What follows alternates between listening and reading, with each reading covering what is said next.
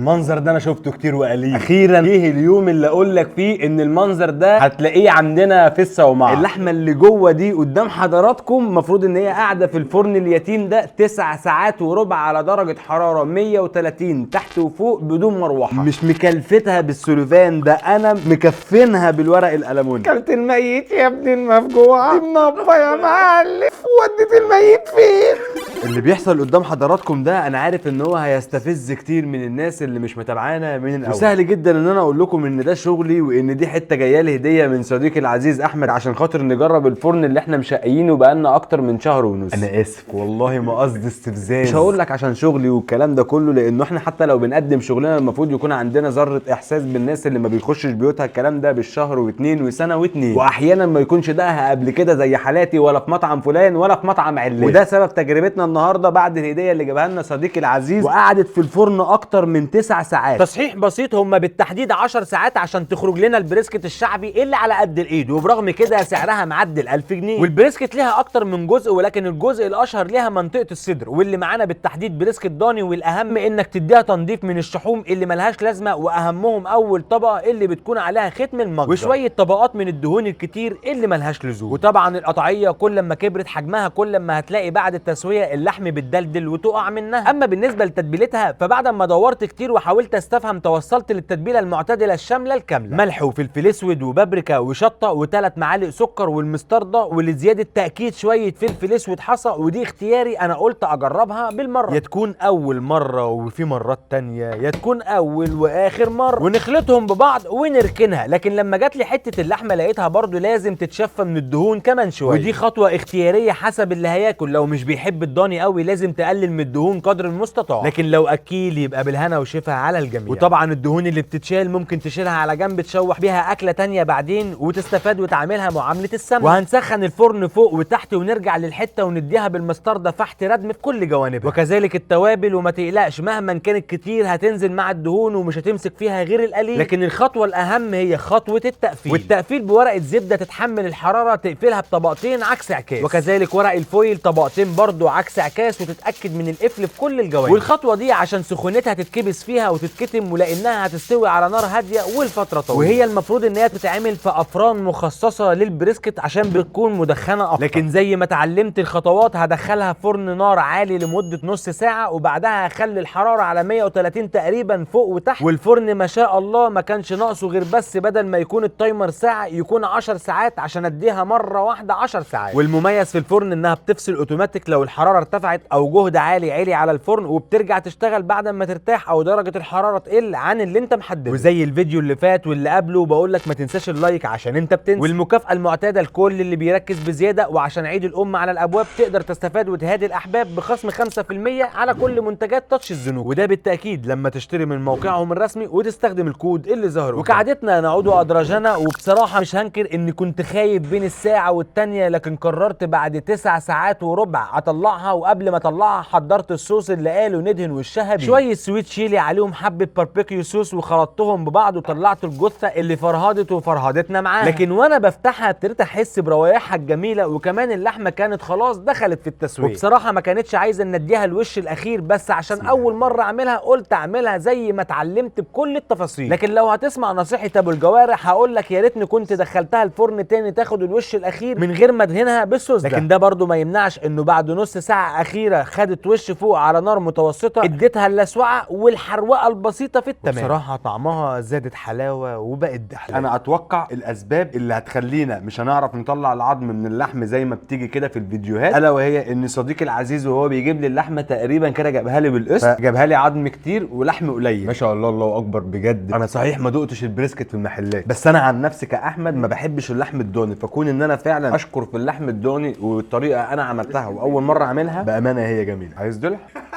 كنت عارف انت صارف ومكلف. انا بس اللي عايز افهمه اللي قال 4 ساعات واللي قال 6 ساعات بناء على ايه؟ انت كتر الف خيرك، يعني تقريبا 10 ساعات شغال عملت بتمنك وزياده. شباب هنطلعها نفصصها ونعمل سندوتشات وندوق الحبايب معانا. ويا ريت بالتاكيد كل اللي يقدر يعمل اي حاجه زي كده، سواء كانت قليله او كانت كبيره، سواء كانت هديه او حتى متبقي منك، لكن حب لاخيك ما تحب. ربنا يتقبلها مننا ومنكم يا رب. اللهم مره ثانيه بعتذر عن كل الاستفزاز اللي حاصل في الفيديو ده، بس تجربه وادينا ادينا بنجربها. مساء الزين. انا عايزكم تكافحوا كده في حياتكم لحد اما ربنا يكرمكم باصحاب جدعان زي اللي ورا الكاميرا ده.